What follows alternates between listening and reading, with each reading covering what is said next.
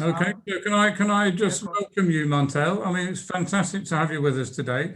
So excited to hear more about what you're doing over there in Luton. I've sort of already told Montell who's coming to the group today, so he's aware of the audience.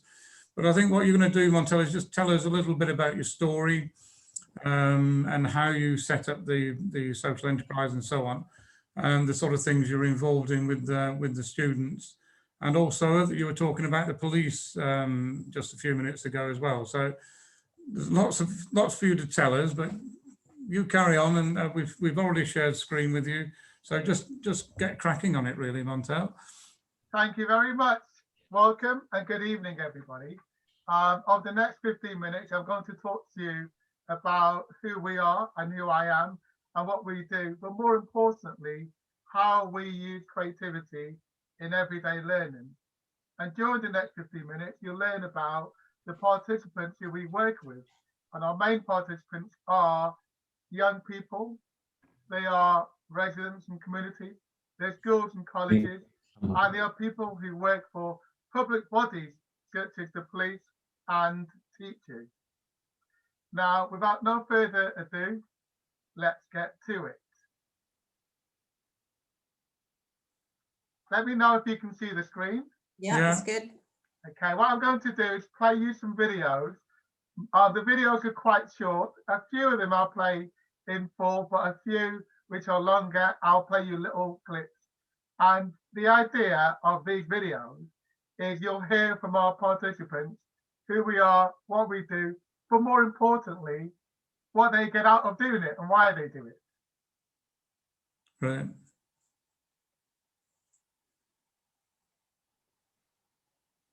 Once it starts, let me know that you can hear it.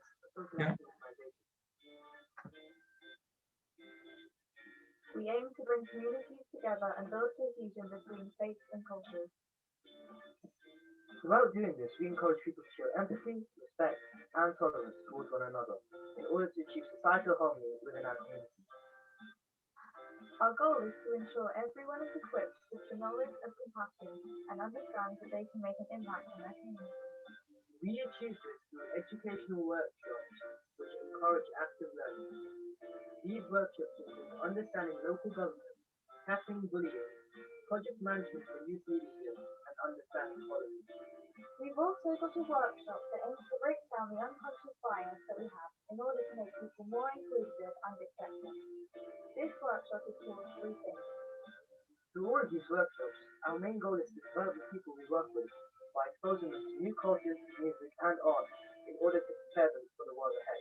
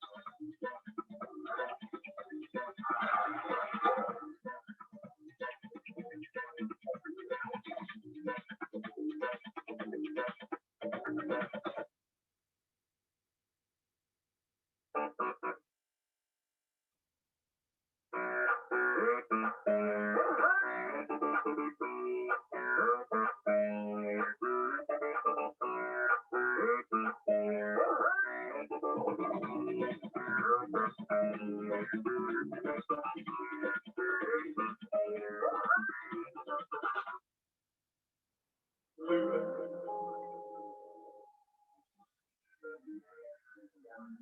to Luton.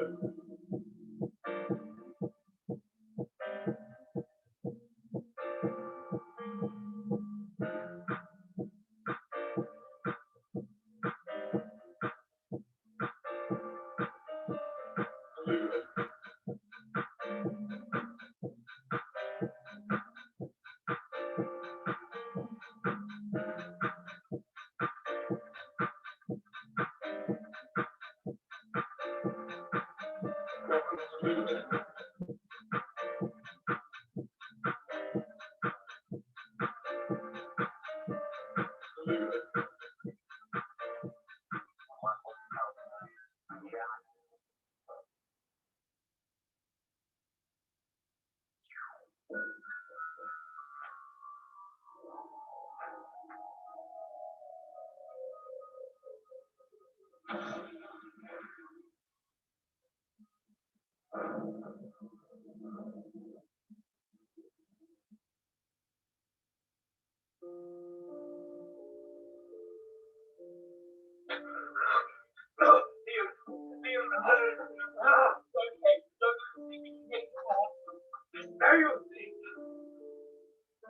Yes, he will remain unnamed, but I can confirm he is 14 years of age, has been charged with aggravated assault, possession of a weapon, and murder.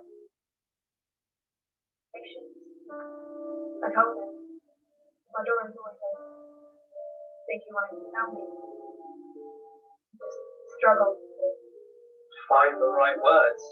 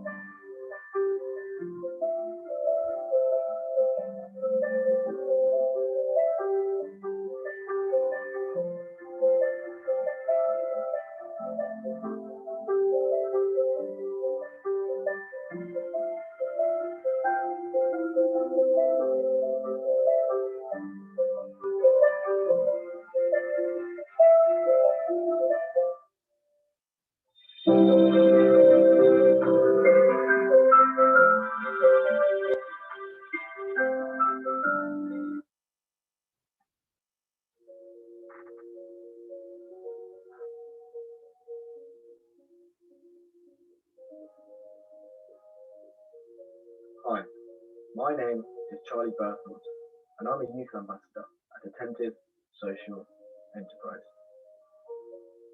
Joining Attentive was a big step for me. I desperately needed something new to do in order to break the boredom of lockdown.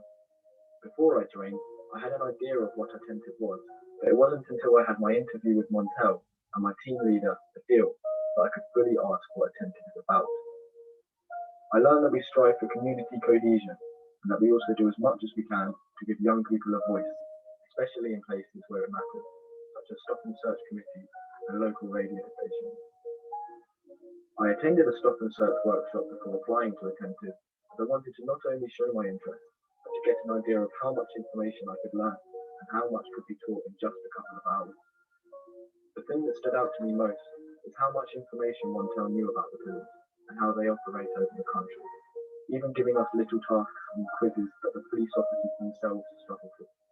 This showed me that I was making a good choice in applying for Attentive, knowing that I would get given tasks that worked my mind and also allow me to learn so much new knowledge I can take into the future. It has also helped me improve my social skills. Getting to know a whole new group of people would have been a lot more challenging if everyone wasn't as nice as they were. I was instantly engaged and made to feel welcomed by everybody, even colleagues that weren't on my team.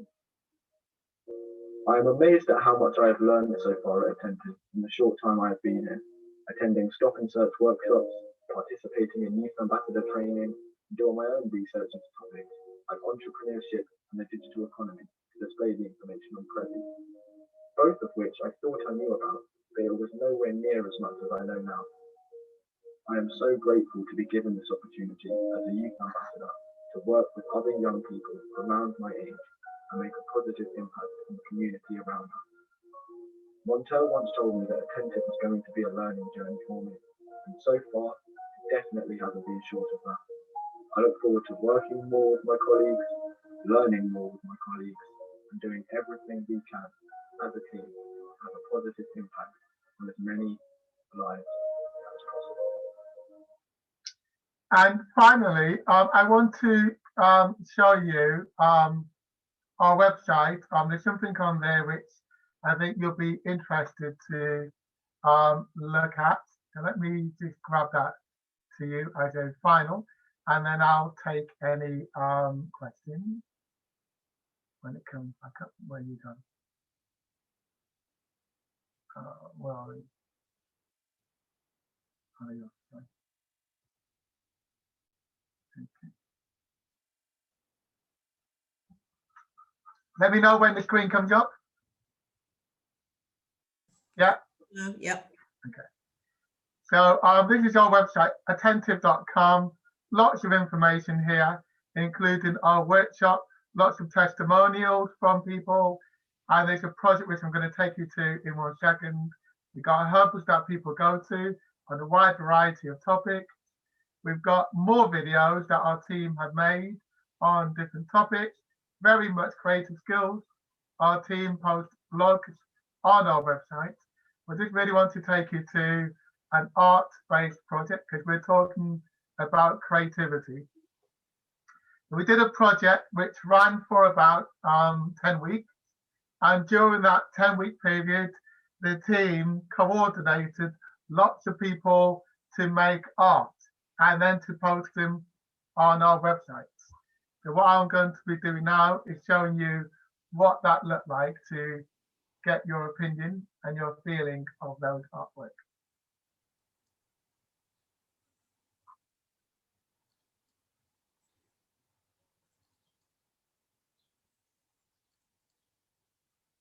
Okay, so can you see art in front of you? Yeah. Mm-hmm. This is about using creativity. This is what I show you these. So there's some fantastic art that people have made for us and that our team have helped to coordinate. And you've heard from one of our team members. We've got loads more, but obviously for time, I thought I'll only share with you one of them. And that gives you an idea of who we are at Attentive, what we do, and how we use art to make a positive difference to enrich people's lives. Brilliant. Montell, can you just tell us a little bit why you started the Attentive? Yeah, of course. I used to be a partnership manager. My role in partnerships was to, well, I had three sort of core parts of that role. One was to bring organizations together in the public, private and voluntary sectors and to coordinate a youth forum and a residents forum. Then I went on after that role to deliver training to lots of people. And I learned that there was a gap. And the gap was that we didn't empower people. We didn't allow them to create the world that they needed for themselves. We quite often pigeonhole them and wanted them to join our own reality as older people rather than make their own reality. So in terms of speaking to some of my former youth forum members who had left then and they grew up, they kept feeding back and that there's no youth forum like what they used to have when they were a bit younger. They were then in their 20s. That was a few years after they were in their teens. And they asked me if I could do something about it. What could I help them to do to solve the problem? And what sort of young people do you work with? What sort of young people? So we work with there's not a type. Basically, we try to be inclusive. So we got males and females. We got white, black, and Asian. The youngest that we have as a youth ambassador is 16. The oldest is 30. And we have people who are 16 and who are 30. And they coordinate the projects, the type that you've just seen a few of. So they would reach out and they would help to support a project that might have 100 people involved in it. And that might be 100 young people. It might be 50 school staff. It might be, as I mentioned to you before, 500 police officers that we would be training. So how do you get the funding for that, Montell? So we get either direct commissioned, which means the organisations come to us and they pay us, like schools pay us, the local authority pay us, and the police pay us, and we would also part grant funded. So we would apply for grants, for example, Heritage Lottery Fund or the Arts Council. So we get grant funded as well as direct commissioned. So are many of the young people you work with who may come to either join or just get involved in some of the activities, are they ones who are not getting on well at school? I mean, what sort of? Yeah, so the people that we work with as youth ambassadors, they have to be interviewed. And because we obviously go through safeguarding, even if they're 16, they still have to do that because they're still with other people.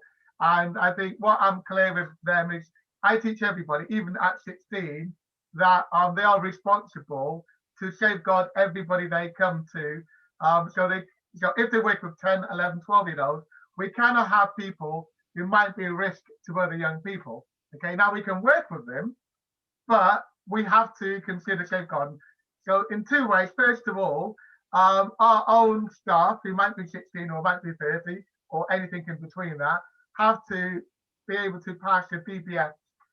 And number two, they have to recognize that they're often looking after other people's children.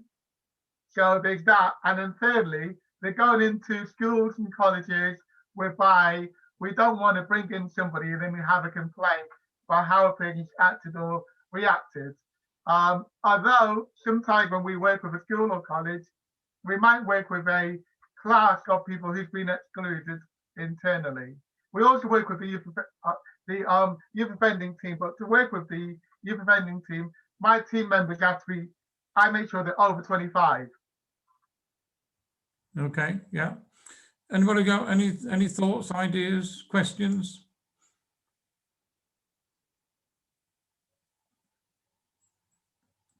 Not at the moment. Shelley asking a question. I think we might be interested in the young offenders and why you think they're sort of in that category of young people, and how do you manage to change their way of thinking and so on, and you know, what sort of impact do you feel you have in general with regards to their own attitudes? Okay, so there's a number of things on that. First of all, with most young people, how a lot of young people are concerned with bullying, okay, and then how they react to bullying. Yeah, we've got anti-bullying programs, and we've got another workshop called Strength, and Strength helps them to be peer support for other young people to be. It's like an early intervention program. So it teaches them at an early stage to prevent a problem from escalating. We have another workshop called Another Way, and that is finding another way to not to retaliate. And that is about being calm. And then it's also about conflict resolution. So that's another sort of program that we teach people. These are what we call early intervention, people who may be at risk of causing a problem or who might feel that they're vulnerable. Then we have a program around, as I just touched on there, vulnerability. Almost anybody can be vulnerable.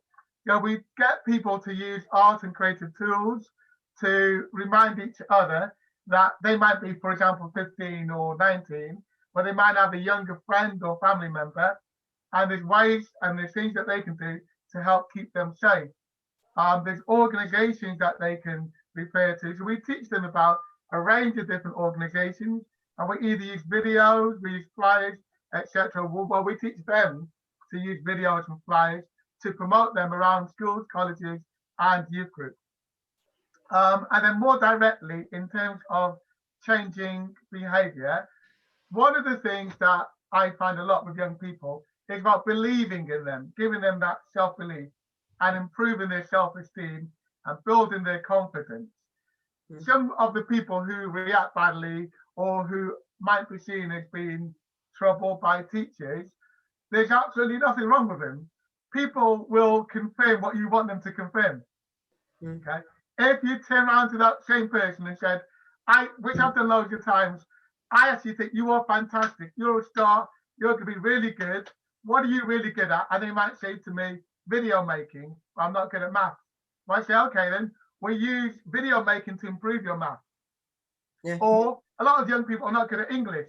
Great, okay, then we'll get you to write blogs on your favorite topic and we'll help improve your English when you're writing blogs. So we get their strength and their weakness, and we use their strength to improve their weakness.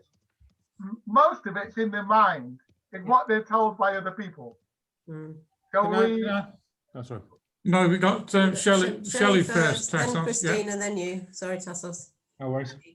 Hi guys. Hi, Shelley. Hi Montell. It's really good to hear about what you're doing. It sounds amazing. I was just wondering, how much with your younger ones, how much parental involvement do you get, or do you do workshops for parents as well? Like you get all these kids involved in all these amazing projects. Do the parents get involved as well? Because I find within my remit, a lot of our barriers, you could say, is the parental involvement. And I just wondered how you might go about that.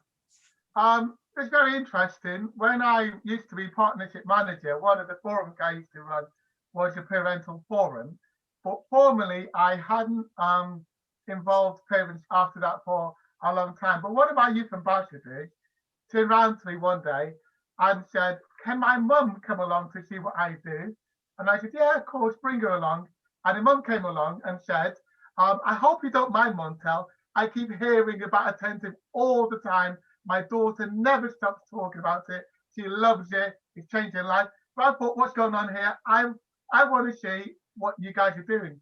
And I said, you're welcome to come in, sit down, listen, have a cup of tea, and then everybody would just crack on. Now, that was 4 years ago. That person was so impressed with what she did, she joined Attentive. Now, she just left Attentive now, but she's still a good friend. And now she's been employed by the police to head up one of their departments as a civilian head of a department. Fantastic. Yeah, brilliant. That's what a success story. Christine. I was just wondering, do you mainly go out to into institutions? Do you go out to meet the young people, or is there an opportunity for young people to approach you outside of the? Yeah, so we have to, and actually this touches on the point which Shelley said, because when you're working with young people, and most of our 60-70% are young people, it's about having that confidence. Number one, of young people themselves, but number two, of their parents and their families. So it's important that you do work with the institution, because if you don't, you'll have no credibility and people won't want to work with you. So you have to work with schools and colleges and local authorities and the police. Because when you're telling people that, and when they Google Attentive and they see all these organizations on it, they believe in it and they trust it. So that's the main reason why we go into those institutions. The other thing is we can also problem solve with those organizations. They tell us that there's issues that they can't solve, like people who are ring-fenced for behavioral issues, but also some of the good kids who want something to do. They're great at media, they're great at art, but they don't have anywhere to express it. Excellent. Yeah. Tassos, did you have a question? Yes, I did. I mean, first of all, I love your ethos that you believe in everyone. Now, you've created this wonderful vision where every child or every adult can develop their art. And I've seen your drama, I've seen the music. It's just fantastic. How do you manage to spread this? I mean, the people that you work with, how do you get them to have the same self-belief in the youngsters? So, for example, you know, it's obvious that you believe in your children. Now, you can't do this all alone. So how do you manage? I mean, do you use your students to almost act as your mentees? You train them up to pass on this vision? Or do you make sure you recruit the same minded staff? Bit of both. It's a bit of both. So how we do it is I know loads of people because I've been working in partnerships since about 2004, 2005. I've got a huge network of people in every sector, whether it's private sector, public sector.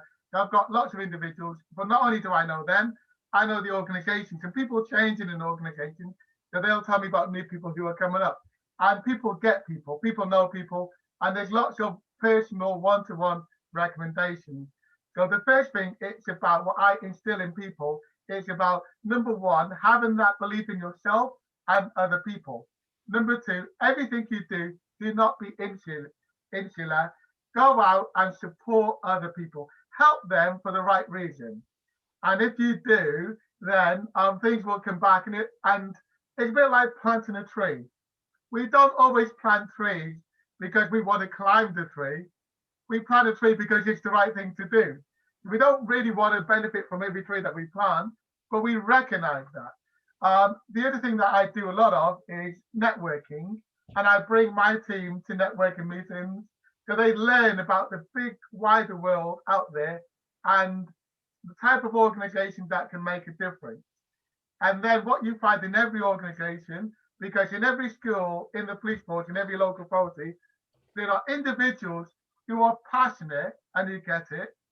And then there's people who do not. And what you find is that those who are passionate gravitate towards each other. And they always say to people, because you are an outstanding either young person or teacher or a parent who's looking for an opportunity, go to Attentive because you've got a similar ethos. And regularly, constantly, we get people looking like that or looking for those opportunities. And in addition, every time one of my team says, Montell, I would love to do a project around XYZ. I say, great, okay, that's good.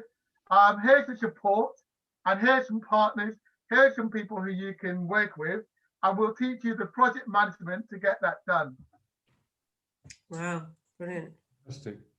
So that self-belief that you've got, I'm thinking of, what happens when you do get people on board, and I'm sure you must do, that don't have that self-belief in individuals like you do, and you've enrolled them, and they're actually not as motivational and believing in the children or the adults that you do, and sort of putting them down, more of a negative attitude, because your attitude is very contagious. Yes, absolutely, and you're right.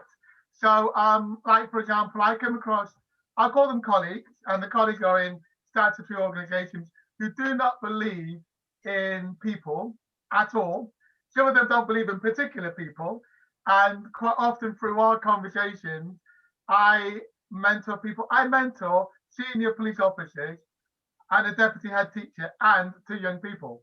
Wow. So the senior police officer, I've always mentored them, are in their 50s and they command 200 people. So they call me up and they ask me for lots of advice, and we go for meetings and I help support them. And I mentor senior teachers, but I also mentor young people too. So I'm very, very used to listening to a person and helping them to get the best out of other people. Fantastic. Yeah. Fantastic. Gulshan. Hi, thanks very much. I really just wanted to probe the creative arts and really just to get a deeper understanding. You're beginning to touch in some of your answers on the creative arts, but why for you are you working through the creative arts or using that as the medium by which to support young people? Because when I was a partnership manager, I used to hear this word which you may have all come across. It's called the hard to reach. Have you heard of that word, that phrase? Yeah. And I couldn't understand what it was. I've never heard of it, because to me everybody's easy to reach. It's about how you do it. It's about the methodology. Everybody likes something. When I was a kid, I used to love drawing. And when I got a bit older, I liked playing chess, and I became a chess grandmaster. Right now, most people don't play chess, but everybody can learn, and I teach people chess. So I started teaching people chess, but then I had friends who did sport, and I had friends who did music, and I got good friends who run a video company. And when I started my career path and started work, and then we needed to engage people, it's about problem solving. It's about how you engage people. You can engage anybody and everybody, whether they're in prison, whether they are in a family setting and they don't get on with their parents, okay, or whether they are two areas fighting each other. All these people I've engaged, I've problem solved with through art. And sometimes, like, even if I'm not the best at a particular art form, I don't have to be the best. I work with art teachers. I got friends who are media teachers, or I go to them and I say, okay, we want to do a project in partnership with you. We want you to bring that to the table, and this is what we're going to bring to the table. You're on mute. I know I muted myself so I wouldn't interrupt. But in terms of using things like the arts, creative arts, drama, whether it's making videos, whether it's art, in terms of engagement, how do you think those subjects or those areas support young people? What is it about them? Because there's two parts to it. First of all, it's what I call the hook. Okay. If you offer people a hook that they're passionate about, that they're interested, you can draw them in. That's the first thing. Second, the difference between somebody who is an outstanding, very bright, clever individual and somebody who's bottom of the class is what they think. That's all it is. All you do is you show them how to bridge that gap by using their passion. So let's assume their passion is painting. And let's assume that what they don't like is math or English or whatever. Then you add those two together. You work with it. You always talk about numbers. You add things up, and I do that all the time. Okay, I wasn't the best at math when I was at school. I was an accountant in my 20s. Okay, so I know that being an accountant, obviously it's not really math, it's more arithmetic, right? But it's a career with numbers. Okay, and I learned through my own career path that it's about having that self-belief. But number one, having the hook to bring people in, and number two, using that passion to build upon whatever people see as a weakness, and that passion comes from creative art. Yeah, I think you're right in just in terms of a natural home for many young people. I think it's also, I think one of the reasons for me anyway, that young people are attracted or that the arts are so helpful is the connection to your emotional self, but also the ability of the arts to enable you to express your identity and who you are. So it's that opportunity for introspection, I think, that the arts give. And I'm sure that that's one of the reasons, particularly more troubled young people sometimes, makes them even more attracted or passionate about the arts, because that's where they can lose themselves. Yeah, and just to add to that point, because we're currently doing a project around young people's mental health. And we're using the arts and media to allow people to talk about those issues. And they're much more open now, mainly because of the pandemic, to talk about that. But as you've heard from Charlie, they've learned a huge amount about the art themselves, how to play, how to use it, how that can make them feel, but how that can make them grow as a person too. Shirley, you've got hand up there. Yeah, I was actually just about to ask about mental health, Montell, which you kind of answered my question really. But I mean, moving on from what you just said, obviously the creative arts is an amazing vehicle for supporting mental health and exploring children's mental health. I was just wondering what, and this, I do not mean this in any way at all bad, but what sort of training do your team have regarding, I'm just interested, regarding in dealing with kids and young people that may have quite complex mental health needs? Do you come across kids that have got complex mental health needs that come to Attentive? Well, the interesting thing is, when people are developing their workshops and their tools, I'm obviously supporting them and I'm checking it.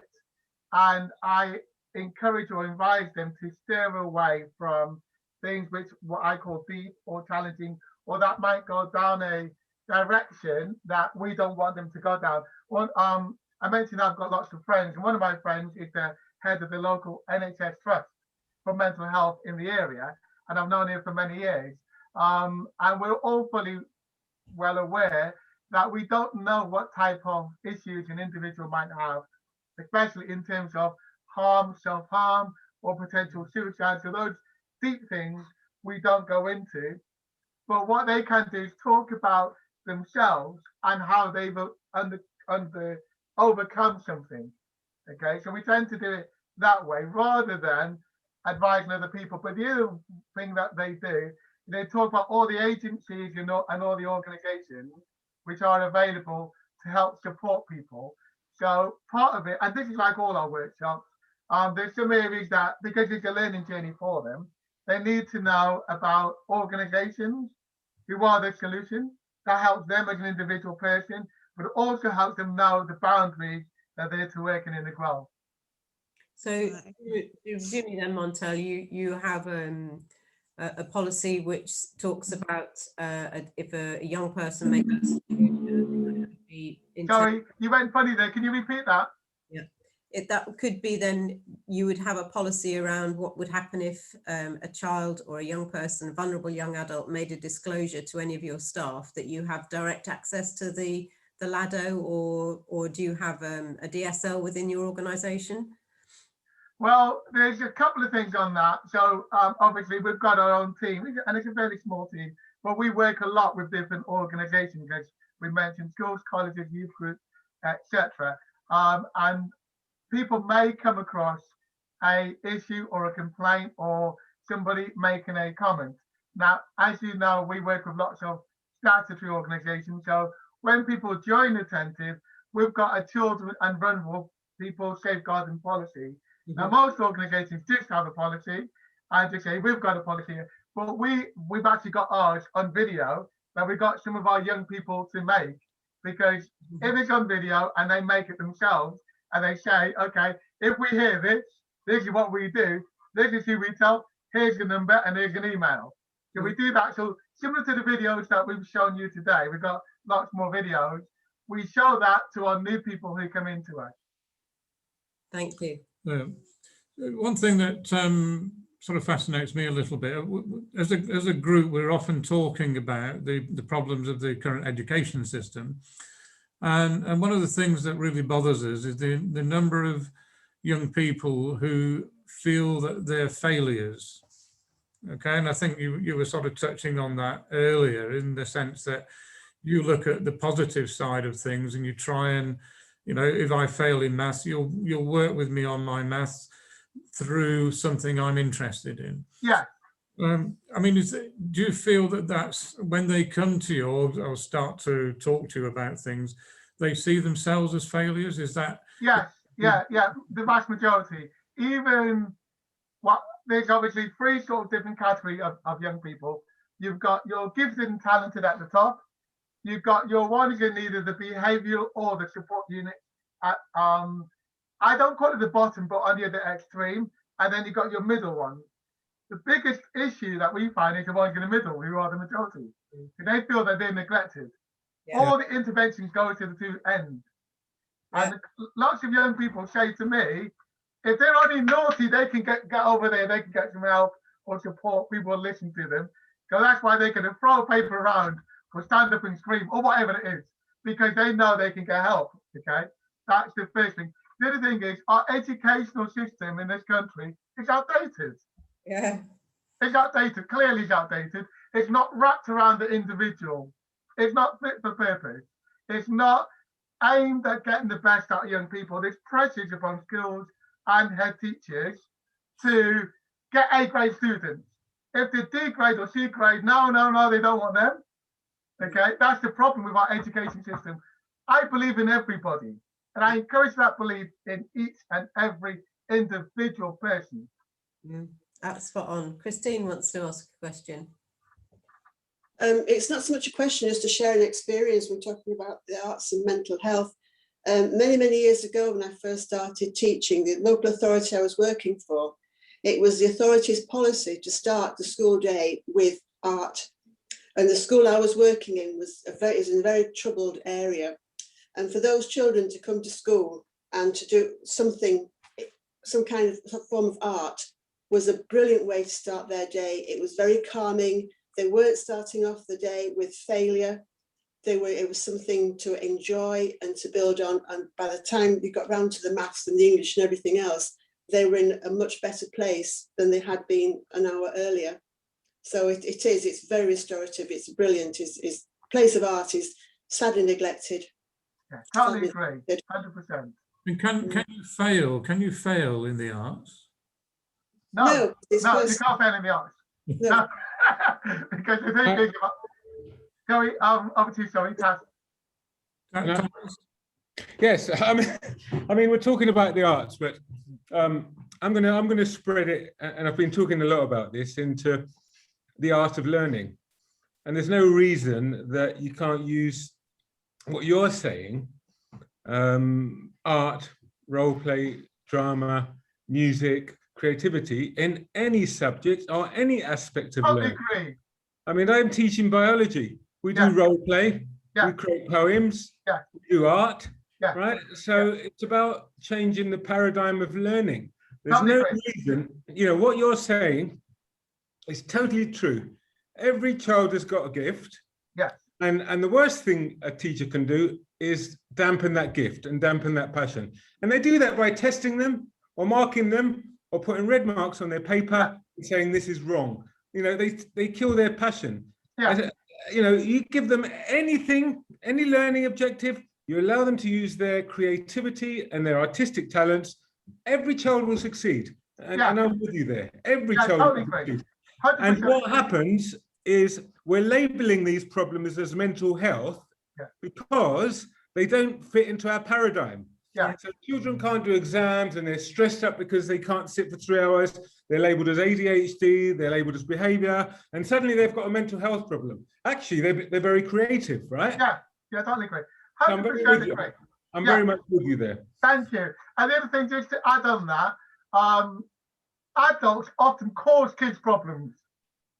Sorry? Adults cause the problems. Well, that is the problem. You see, why in early years are they constantly asking questions, constantly inquiring, you know, never stop, and then we knock this out of them because we have to get them to conform, to sit in rows, to do things the way we want them to do. Now, why should, you know, the new technological era is a good example. Yeah. Because our youngsters now are incredibly creative and fast moving and thinking and use technology rapidly. We don't. Yeah. So we say, put your mobile phone away, don't use your iPad, sit in rows, you're playing games, right? And so, we're putting them down and we're trying to make them a role model of what we were, or we are 10 years ago, or we were 10 years ago. We want them to be like us. So this creativity is fantastic. Thank you very much. I just to add on that, one of the first subjects I started to do with creativity was law. I mentioned earlier that I do a lot of law teaching with police officers, and with police officers, they're very nervous about learning because they think they're expected to know everything. But the first thing that you have to do is create a learning environment, a free open space that people feel is fine and it's okay for them to learn. And if they don't know something, they're not going to be judged or they're not going to get in trouble or anything like that. In a similar way, going into schools and colleges, very first thing I do is disrupt the standard way of learning, which is, as you said, row, row, row, everybody looking forward. I say, no, don't want you doing that. I put a circle over here, a square over here, row over there, and it goes all really creative. And I tell people, go wherever you want. And then they go all over the place. And some of them will say, can I stand? Absolutely. Stand on your head if you like, okay? Because we need to create an environment that they want. That's the first thing you do, create a learning environment for them. They create their own environment.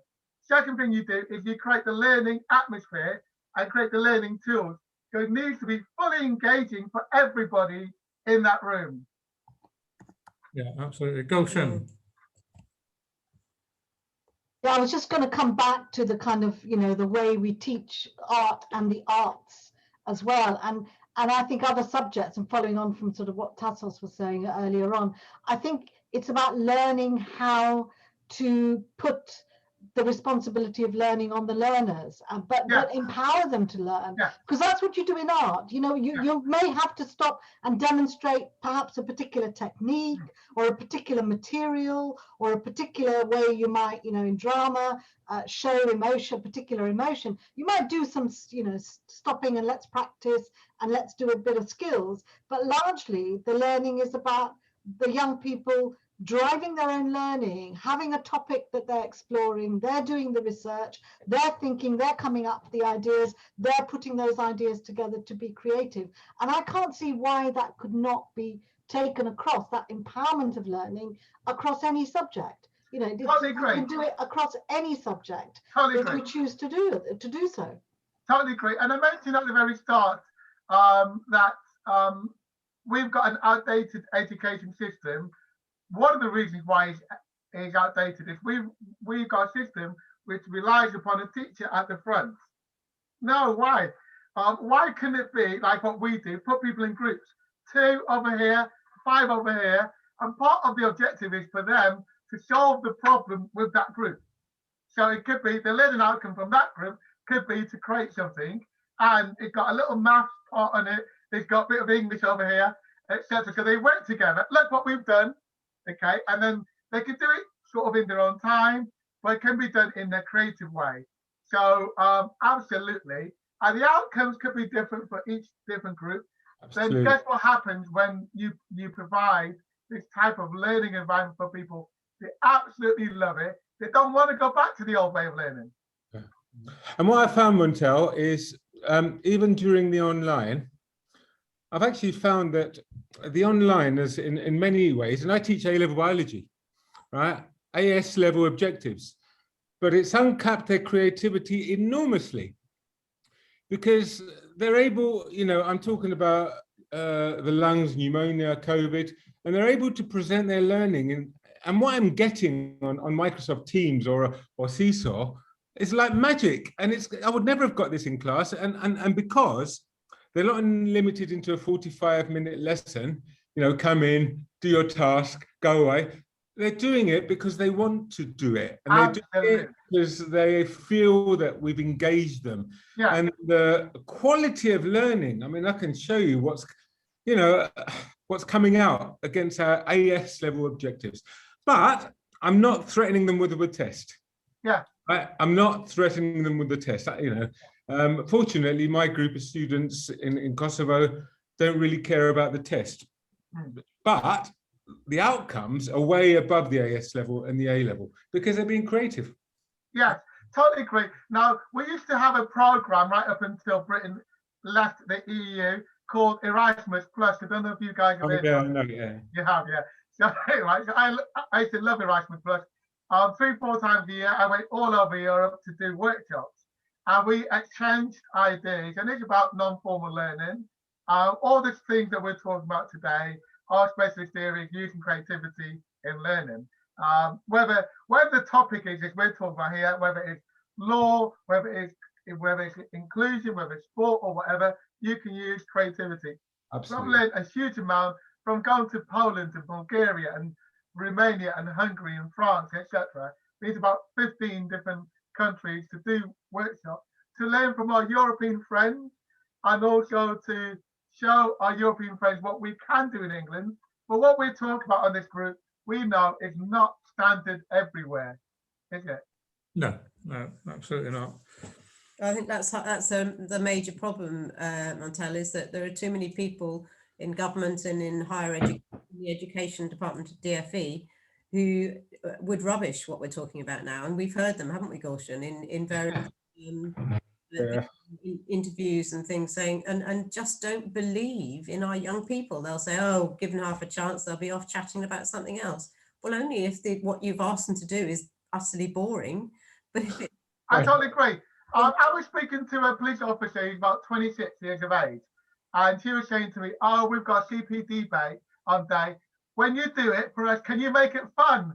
I like it when you do it because it's much more fun." She's 26, she's in her mid-20s, she's a police officer.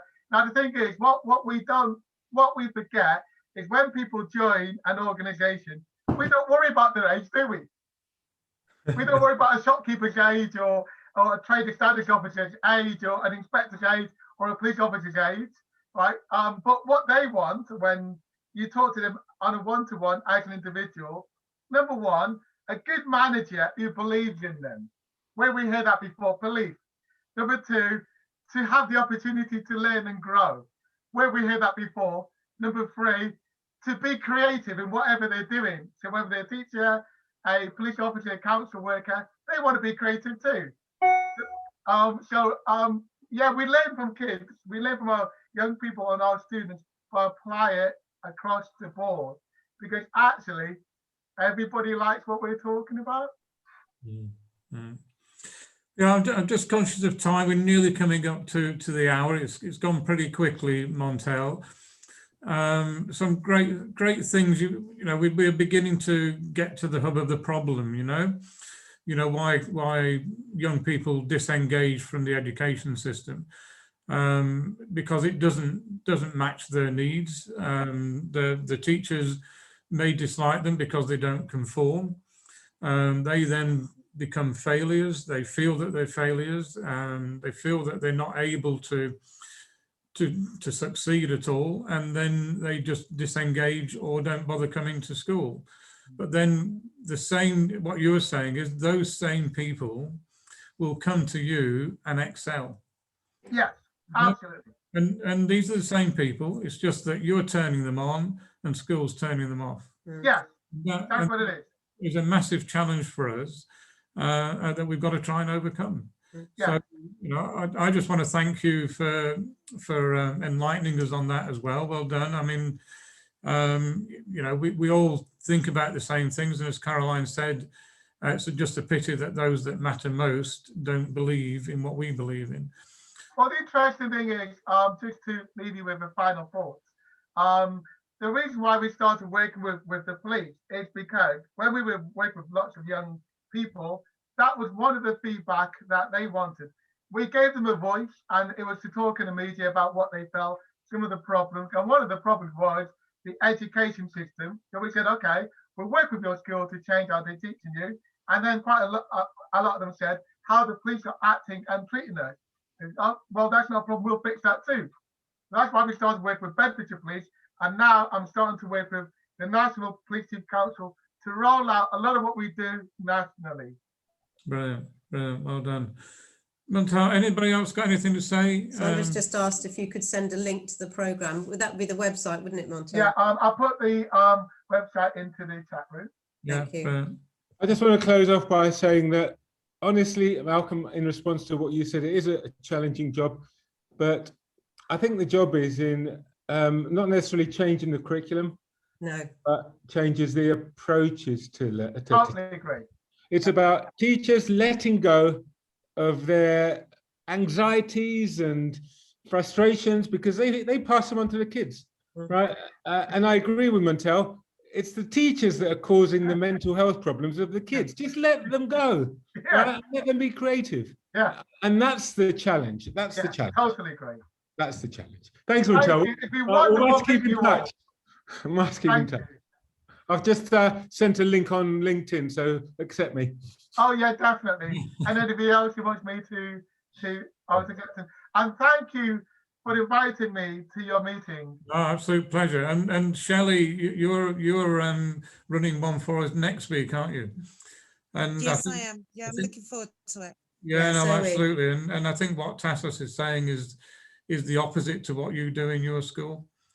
You know, you do what Montell talks about. You believe in your students and you get the best out of them. Yeah, our place is all about individuality, bespokeness, and running with what the kids want. And it's all about re-engaging them in learning, and more than that, just the love of life. Totally great. Where's that? Where is that? And this is next week. where is the Oh, school? where? Go on, Shelley. We're based in Kent, and the place is called.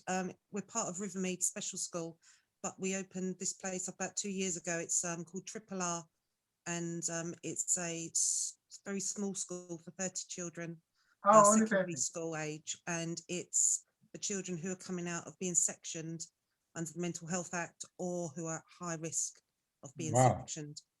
And what age group is it, Shelley? Pardon? The age group that you do?